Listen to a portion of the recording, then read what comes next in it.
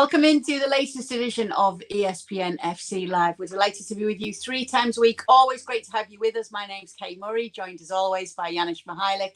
A little later on, we're going to be hearing from Ryan O'Hanlon too. We've got lots to discuss. Transfer rumours, PL Express will be coming up a bit later on. We're also going to be talking about Wednesday's Champions League games as we head into the second half of the group stages. But yeah, let's get straight into it. Janusz, great to have you here as always. Transfer rumours is where we're going to start today. One of the big ones is Florian Wirtz to Liverpool. Florian Wirtz, a big part of Bayer Leverkusen's success this season. 20 years old, seen as a wonder kid in the Bundesliga. Do you like this rumour? Oh, of course I do. Who wouldn't like him? Obviously, you always need confirmation when you get there, because as we know, as of late, for at least some of the German players, it hasn't been easy. But look, I mean, right profile of a player, right manager, and Jurgen Klopp, even if you're just talking about communication, but obviously attacking minded. The flexibility that Liverpool play with, I think surely would benefit a player like Florian Wirtz, attacking midfielder, but obviously can play on the right, can play on the left, can play a little bit deeper as well. So those interchanging roles that we often see could benefit him. Obviously scores, he's got an eye for a pass and everything. It's just an incredible talent. Had a long injury, we all know that, but he's well past it right now. So I think Liverpool, and especially when you look at that Liverpool midfield, actually, that lacks that little bit of creativity, it's where I think he would feel comfortable. Because that's what I wanted to ask you. I actually went to see what the player himself said, because he's pretty versatile. And on his favourite position, he actually said, I'm an attacking player by nature. I like to have my space, to be creative, to get forward and to play balls forward. I feel very comfortable in the number 10 position, but I also enjoy playing out wide or further forward as an attacker. I feel I can make use of my strengths in these positions. If Jurgen Klopp is interested in this player, what position do you think he wants him for? Look, as I've said, attacking midfield would be ideal, or somewhere in that midfield. If we are to believe, I suppose, that Mo Salah will leave, I mean, he could be a player that slots in on the right-hand side, not as a very wide player. He's got to have the ability, obviously, to roam a little bit, because creativity is his main issue, and not issue, but trait. And he doesn't look like Mo Salah's in terms of goal scoring, but I think you can also play him in behind a little bit. And look, if Roberto Firmino could have come from Hoffenheim and kind of find himself as a false number 9, could you not possibly see also Florian Wirtz sort of, I don't want to call him a false 9, but just being dropped off and looking for the ball between the lines. And certainly you have so many different players. Say if Darwin Núñez was going to be that sort of player, he could benefit from the service from Florian Wirtz. Look, great players, you always find a way to play them into your lineup. And I'm going to stop short and call him a great player at the age of 20 just yet, but he's got the potential to be one. Yeah, 6 goals and 9 assists in 15 matches. He's rated at 80 million. Is that fair? These days, I don't really know what's fair, but for 20, for what he's doing, and he leaves Xabi Alonso speechless, as we saw the other day. Xabi Alonso, obviously knowing Liverpool very well, he can ask him for his ideas. But yeah, 80 million seems decent. It's not my money, so why not? Yeah, it's not your money. That's right, Janusz. It's always easier to spend someone else's, isn't it? But just a few pointers. He was the Bundesliga's youngest ever debutant in May of 2020, the 3rd youngest ever scorer, 17 years and 16 days at the time. So at 20 years old, he's already got a bit of experience under his belt as well. So we'll keep an eye on this one. Another big one that's a little bit more controversial right now is Alphonso Davies to leave Bayern and to go to Real Madrid. There's no renewal, it seemed, on the cards at Bayern Munich. That contract would expire in 2025. Can you see why this has caused a bit of a stir, Janusz? I could. I like Fonzie. I've seen him. He's not at his best. He's getting back into it. Last season was very much indifferent for him. Maybe a little bit better, I think, but it's not that I'm cold on him, but I wouldn't do it at all costs. I think there are bigger needs at Real Madrid right now, and they are limited to some degree. We always think that Real Madrid is going to get whatever they want and number of players. So I wouldn't do it with him at all costs because there's absolutely no need for it. Let's be honest. I mean, between Ferland Mendy, Frank Garcia, and Camavinga, if you need to play him there, I think there is enough. I think true number 9 is probably a player that they need to go after. And I would imagine if we all think that the rumors are true that Kylian Mbappe is going to come in, look, I mean, his salary alone is going to be big. So I don't know. It doesn't seem to me that Real Madrid has to go absolutely hard for a player like Alphonso Davies. Okay, next one is Kalvin Phillips to Spurs, and there are a number of other teams that have been mentioned here as well with Kalvin Phillips. The thing is that Pep Guardiola said he'd love to use him more, but he just can't right now. So obviously hasn't turned out for him the way that he would have hoped at City. What do you make of him moving on, and where do you think a good landing spot for him would be? Would Spurs be a good spot for him?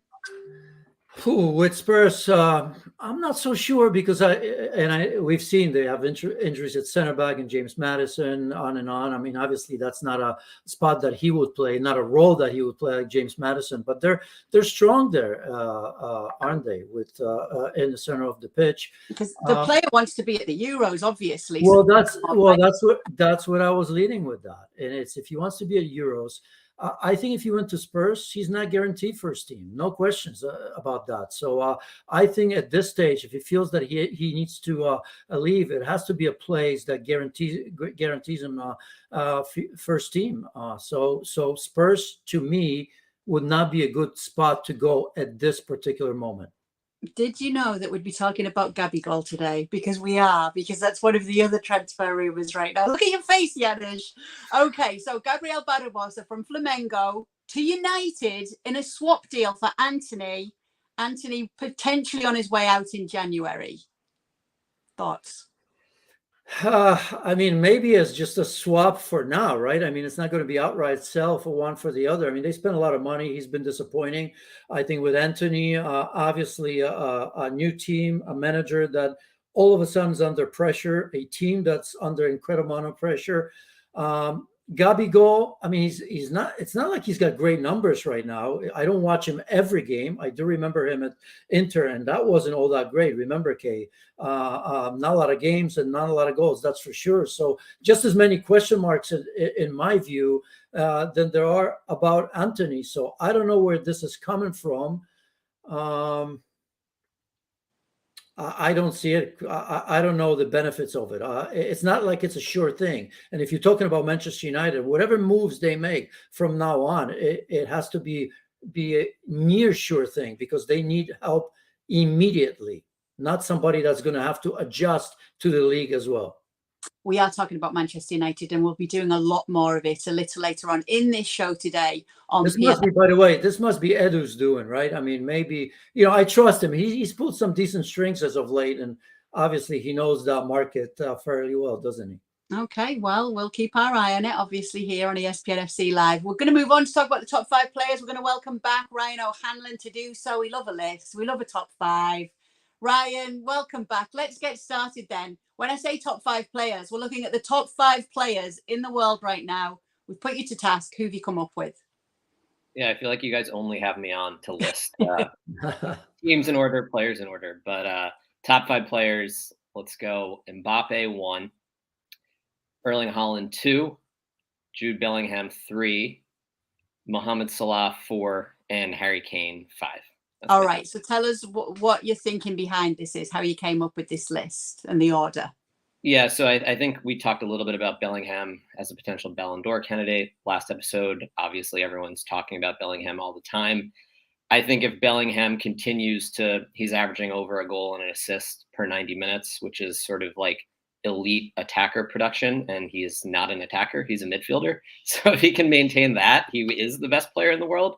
I don't think it's likely that he scores this many goals going forward. So put him third. We have Haaland and Mbappe, who have been elite attackers for, I don't know, going on 5 years, both of them at this point. So just kind of a larger body of work. And I think just being the best attackers in the world just kind of makes you more valuable. And then I think, interestingly, beyond that, you have Salah and Kane, who are sort of the elite veteran attackers that have just been so good for a decade at this point and have continued to be good by kind of transforming their games later in their careers. So is it age going against them a little bit then? Why they're fourth and fifth? Yeah, I think so. And they just the other guys, Haaland and Mbappe, kind of their goal scoring assist rates are significantly higher. Obviously, Mbappe plays for PSG, so it gets, and Bayern now for Harry Kane kind of skews those things a little bit. But yeah, I think Kane and Salah, we should expect them to get worse at some point, while that shouldn't be expected with Mbappe and Haaland. Janusz? We should. I mean, Harry Kane is number one, the best player in the world right now. You're number one, right? Mbappe, it doesn't really matter. Look, we pay, Manchester United would pay probably 200 million right now for Harry Kane if they could, right? Because everybody's always looking for somebody that's incredibly consistent, somebody that continues to beat every record, moved countries, moved leagues, and he's delivering in the Champions League. He's delivering in the Bundesliga in such way that maybe even bigger than Robert Lewandowski will be. Well, not as a whole, because he's not going to play there long enough. But I think if we're speaking at this moment, and Mbappe for me, maybe he's the best player if I look at it in the future and all that. But, the future is a funny thing, because I think if you ask a manager, they always want players to do it for them right now. Otherwise, they won't have a job. So I think I'm going to honestly put Harry Kane, because what he's doing is incredible. He's one of those players that needs just one chance and he puts it away. That's extremely rare because, Haaland is an easy one, and a team that I think they do. If I look at Haaland, I think Manchester City will be where they are right now without him. They've proven it in the past. I think they would be in the first place in the Premier League with Julian Alvarez, or anybody else for that matter, even if Bernardo Silva played false nine, if he did in the past. So I'm not taking anything away from it, but I think Kane is number one for me, and Mbappe is the best player in the world overall for me, I have to say. But I just looked at it at this particular moment.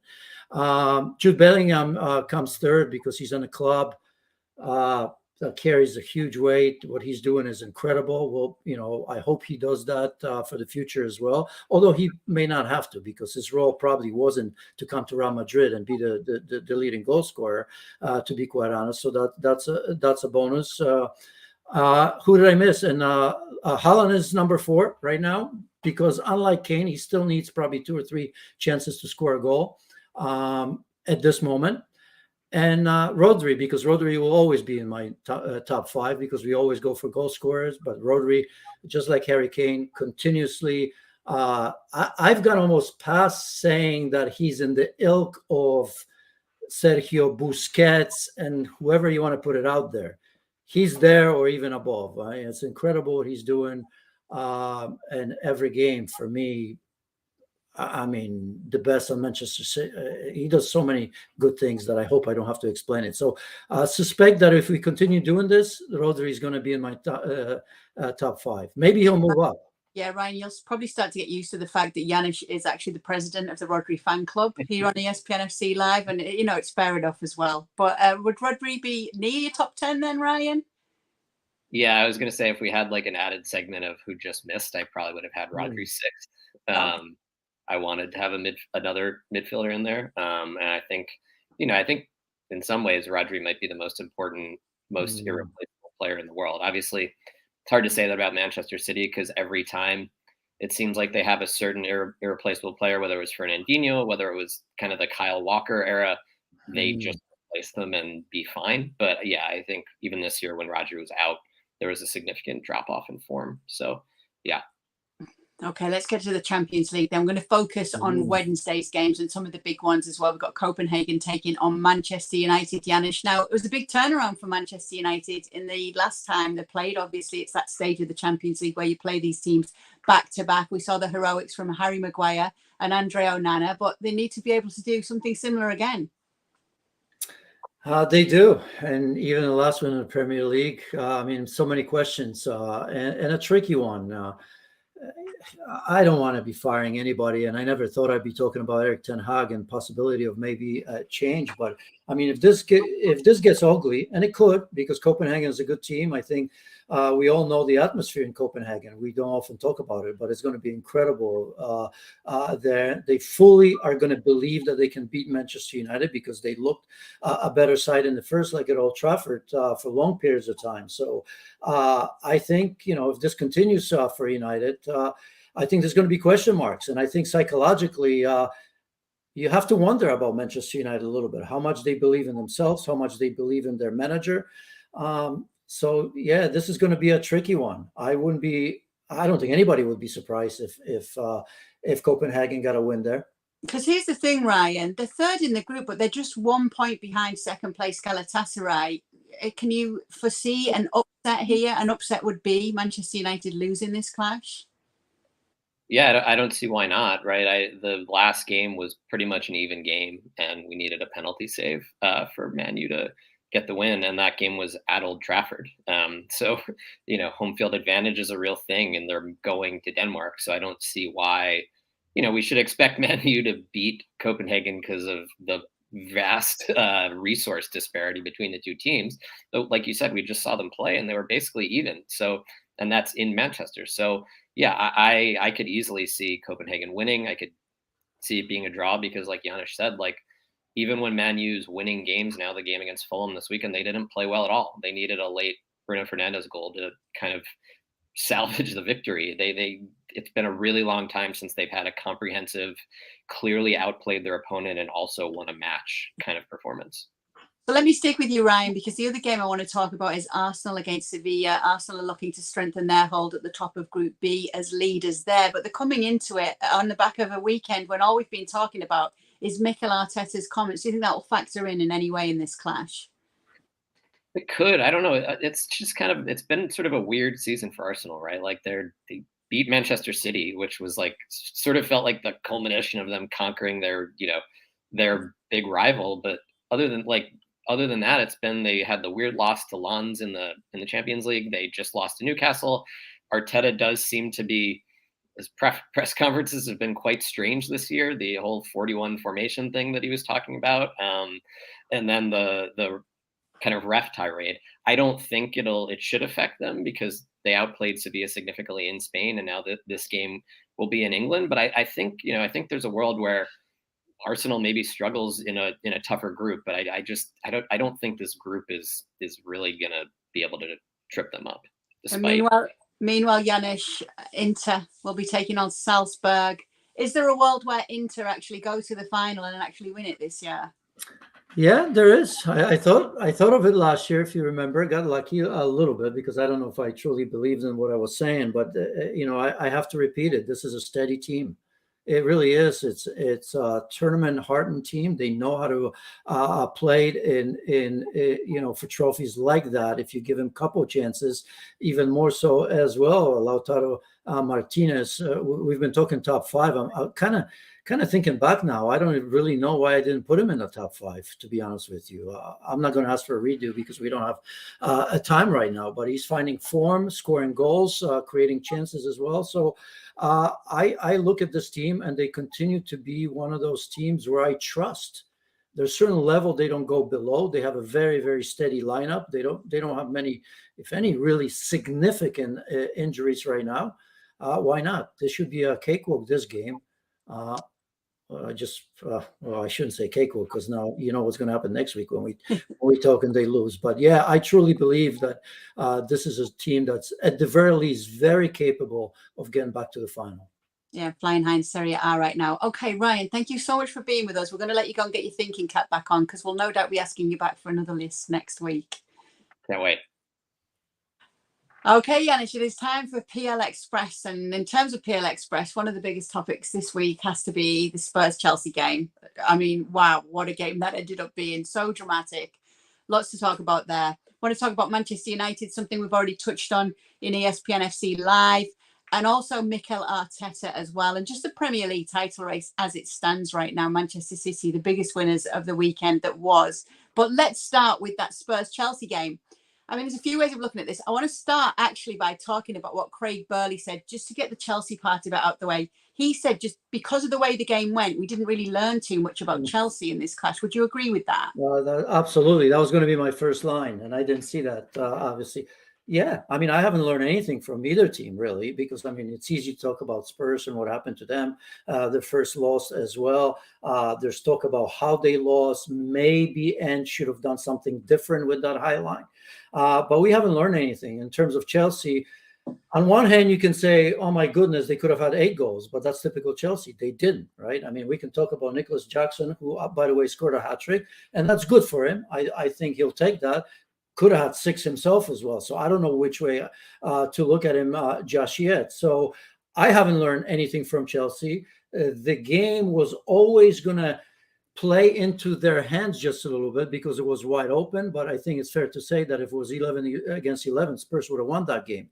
They started in a wonderful way. And obviously, even with 10 and even with 9 men, they had a chance to draw that game. If you look at if I think of a Son chance in the last second, before that, Rodrigo Bentancur had a sitter from, I don't know, a yard or two that he missed on that header as well. So I think I've learned more about Spurs than I actually have learned about Chelsea, to be quite honest.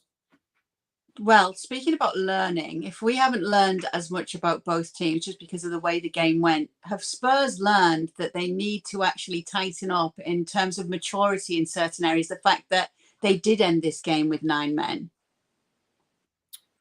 Yes, only maybe Christian Romero, because you could see it coming. He's like a silent assassin, right? The babyface assassin, because he does have that.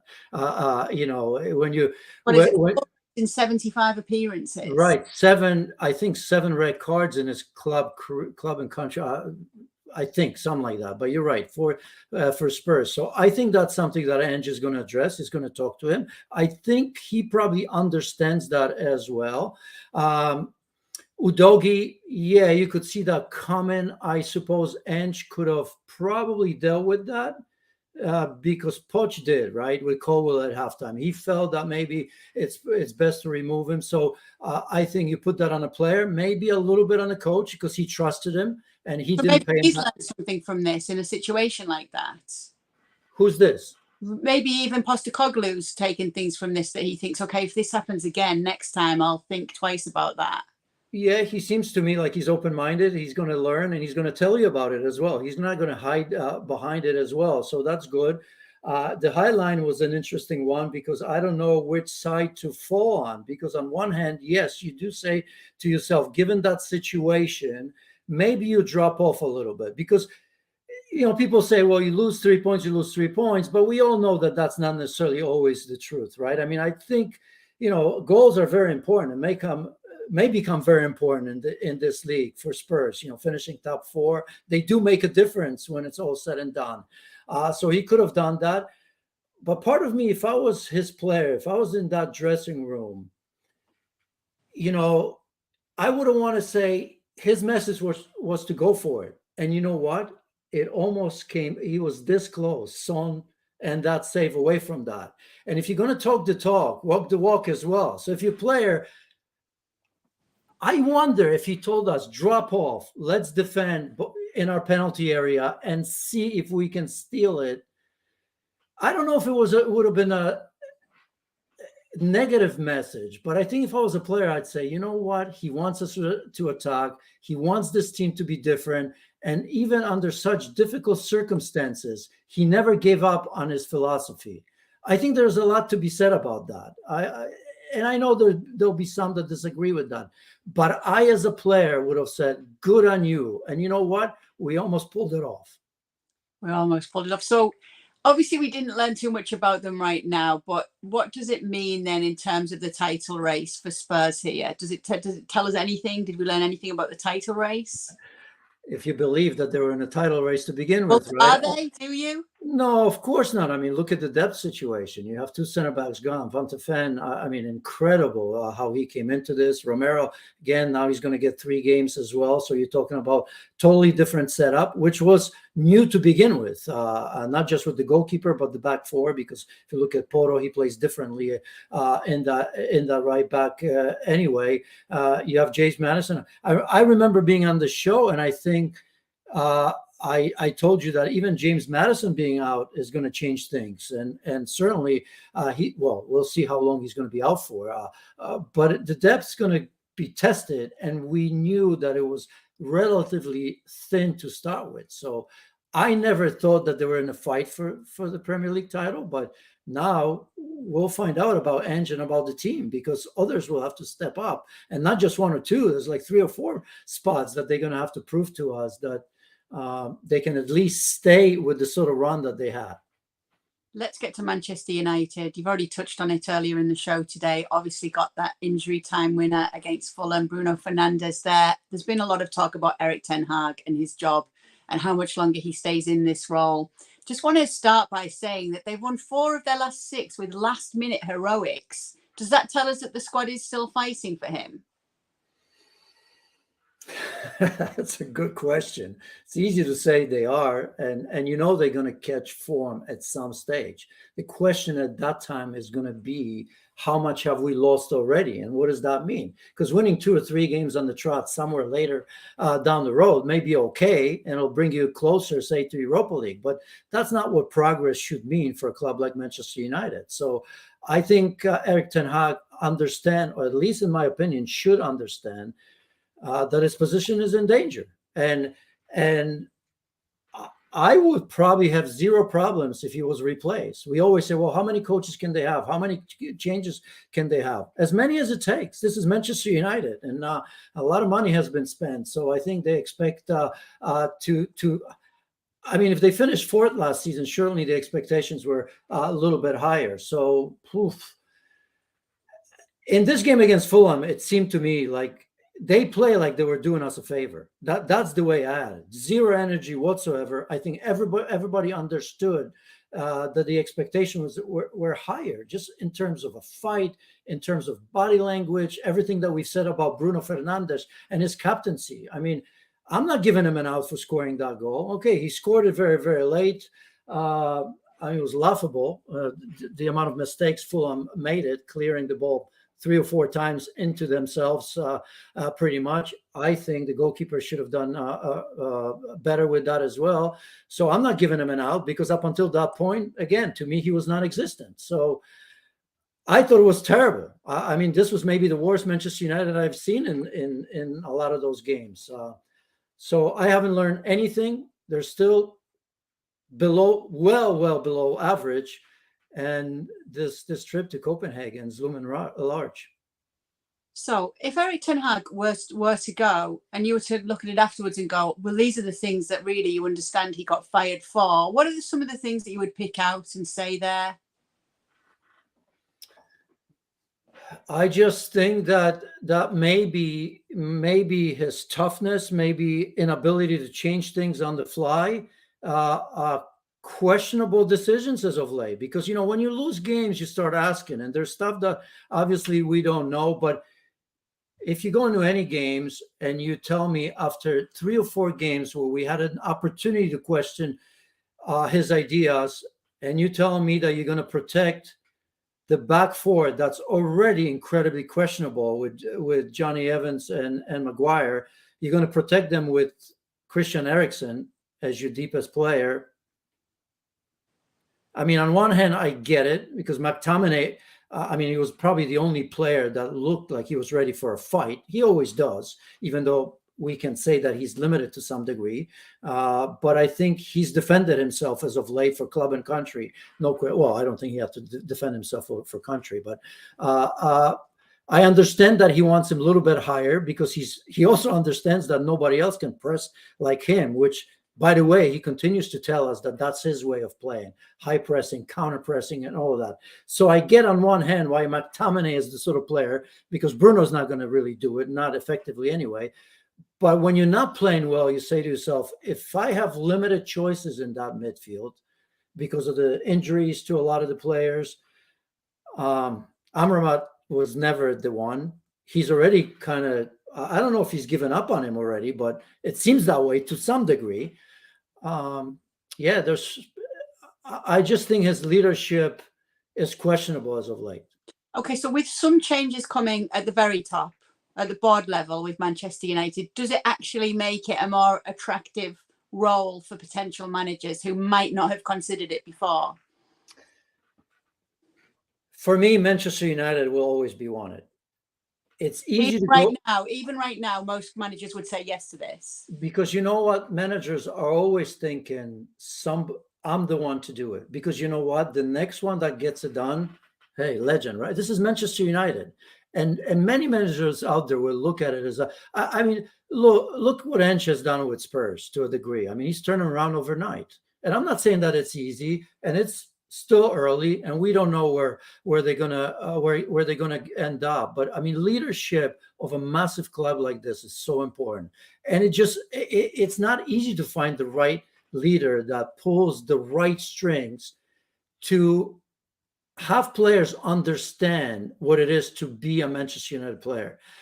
But I always believe that when there's chaos, there's an opportunity, and what better opportunity? I'm not saying Game of Thrones now. Chaos is a ladder. well, because I just think that if I had a chance to fix a massive institution that is Manchester United, how would I say no? Now, I'd have to have some guarantees, but you've mentioned that. Maybe if there wasn't a new owner, or, when we're talking about Sir Ratcliffe coming in, then maybe I would have waited, because, I talk about that nuclear option with Manchester United. That's what's needed. But at the very least, if he does come in, then I say to myself, well, give me some guarantees. This is what I want. And it's perhaps reasonable to think that he's going to come in and not only bring money, but real leadership, because he wants to make some decisions in the boardroom. And if I had some of those guarantees, I would never say no to a club like Manchester United. I just think it's impossible for the top managers to say. They all think that they can fix things. They all think that they're great. And where do you prove your greatness? How many open great clubs are there? Not many. Okay, so we'll be revisiting that topic for sure. Now, we mentioned that Manchester City were the big weekend winners with the results that went on around them. But it does feel as if you were to just look at the table, it's a wide open Premier League season. There are 11 points separating 1 through 9 right now. City are on 27 points, Spurs 26, Liverpool 24, and Arsenal 24. So we're seeing those 4 at the top right now. Do you think it's going to be as close as this as we go into the new year? I think ultimately, as we all felt, Manchester City is going to have a comfortable lead at the end of the day. I think the league is more competitive because we're talking about 7 or 8 teams that are going to be fighting for the top 4, and we look at the top 4 a little bit differently. And sometimes I think we're guilty of assuming that if you're in that top 4, you're somewhere closer to the top. It's just more difficult to do what Manchester City have done over the years, with the exception of Liverpool, of course. We saw a thin margin there, because I think the difficulty is that there's less games that you're supposed to win. Like if you Manchester City or Liverpool, even Arsenal, right? In the past, you could look at 6 or 7 teams and you could say, if you win the games that you're supposed to win, and obviously you beat your opposition here and there, chances are over the course of the season, you're going to win it. But that's a problem now. With every season, you can't, even if you Manchester City, you can't look at some of these games and say, ahead of the season, okay, that should be 3 points, that should be 3 points, that should be 3 points, because there is a top 8 that just has quality, incredible quality that can give you. We used to say that any given day in the Premier League, everyone can beat everyone. That was nonsense. We all knew it. It was just an off day for the top clubs for the most part. Or maybe it took all 11 players defending, and somehow Manchester City or Liverpool couldn't break you down. But now you have teams that will come out and play and attack you. I mean, we saw Luton Town against Liverpool. I think we're all surprised, not the fact that Liverpool struggled, but we were surprised and shocked that Luton had the audacity to go out there and actually play against Liverpool. So that will happen from time to time, I suppose, but not very often. So I think ultimately it'll shake itself out where there's going to be Manchester City and maybe one team near them. And I still think that one team is Liverpool. If the rebuild of that midfield happens a little bit sooner, because it's not where it needs to be just yet, if Darwin Núñez finishes his chances and it's not going to need 4 to finish 1, I still think that Liverpool is best built to do that. All right, just finally, and we'll keep this quick because we've gone over, there's been so much to talk about. Obviously, Arsenal have been all over the media this week after Mikel Arteta's comments following on from that game against Newcastle. Do you have any concerns for them heading into Christmas? I do, just expectations, because they're massive, and that's what happens. All of a sudden, we first talk about process, and now we're going to truly talk about progress, because that's what the fans and us pundits want overnight again. Process has been there, progress to a degree has been there, but now because they came so close, and what the beginning of the season offer and still is on offer, you expect Arsenal to win just about every game, right? And they ultimately lost one. They lost in the Champions League, but I still like what I see. I see a team that's resilient, because you saw what happened against Chelsea and what I thought was their worst game by far. They somehow found a way to get back. Then we questioned their resiliency and character once again, going to Sevilla, because, it's a difficult place to go to. And look, they've bounced after losing to Lens. And so that was an important one. I thought, that decision, let's forget about it, because I'm sure everybody's had their say. But not an easy place to go to St. James's. And, this one decision would have been probably a draw, which would have been a good result, given how good Newcastle are, especially at home, what that place offers. So I think resiliency is there, but they have some issues in the wide areas, because we all expect now Saka and Martinelli to score every game. I think their issues as players and as a team is that in the back, the big issue is in the fullback area, because Ben White hasn't been the same. And on the other side, Zinchenko hasn't either. Tomiyasu is a player that I think he can play there because he's a very good defender, but he doesn't give you going forward. He doesn't give Martinelli the confidence to kind of come inside and do his things, not worried. You can't double down on the opposition in those areas, which both Ben White provided last season. Surprisingly, to be quite honest, for me, how good he was going forward and getting involved in the attack. Zinchenko, yes, he was coming inside, but you always expect him to maybe get around Martinelli to the byline. He was coming inside because that's what Arteta wanted, and that prevented issues for the oppositions as well. So wide areas have been maybe not the same in some games, not in all games, but I think in some ways, to me, that has to do more with fullbacks than necessarily with Saka and Martinelli. But they've proven that they can play without Gabriel Jesus, Saka and Martinelli. The one and final thing, they can't play with Odegaard. That creativity in the sort of the midfield is for everyone to see. Yeah, and too big a miss. All right, well, that will do it for the latest edition. We'll be back again soon. Be sure to subscribe to our YouTube channel, because then you will never miss a show. You'll always get a notification whenever we are going to go live. But we will see you again very soon.